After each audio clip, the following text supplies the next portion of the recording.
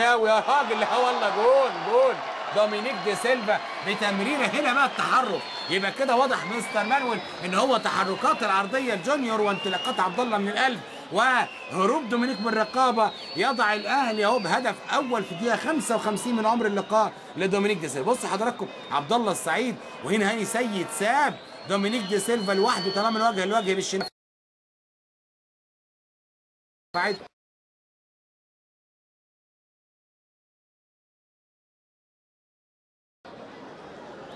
تحرك كويس، لكن خطأ يسأل عنه دفاع طلائع الجيش ان هم سابوا دومينيك كده في تحرك يظبطها علشان يحطها بهدف.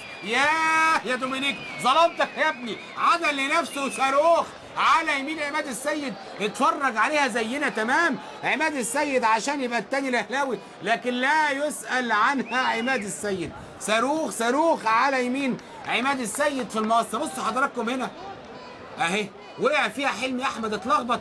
دومينيك وسع لنفسه، عدى من بشير وايه على طول قال لي لا ما اتاخرتش انا ناوي على التسديد، وتروح اتفرج عليها زينا تمام عماد السيد، لكن لا يسال عنها عماد السيد. رايحه في السوكه في المقص اليمين اهي، عجبت والله مستر مانويل. الراجل بيقول يعني حلوه، هي رايحه حلوه، الكره رايحه لبست يا دومينيك وراحت عشان يبقى الثاني الاهلاوي.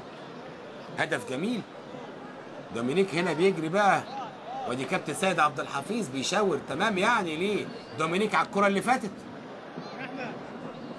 هنا راجل رايح بيضحك طبعا فرحان، هدفين بيدي الثقه، الاجوان بترجع المهاجم للملعب. كابتن فاروق وكابتن غانم والنتيجه واضحه على وشوشهم تمام. الجهاز الفني همهم بقى العميد عبد الجليل امام اهو المدير الاداري، لكن حلوه الكره فعلا رايحه باقدام دومينيك علشان على طول تبقى الثاني الاهلاوي.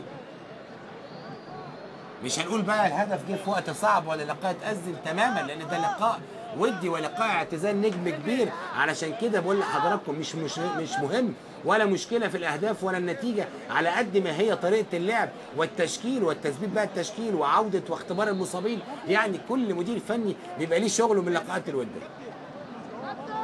لسه في انتظار بقى نشوف الضربه الحره دي، ضربه حره طلائع الجيش احمد عبد العزيز. هدف جميل لدومينيك.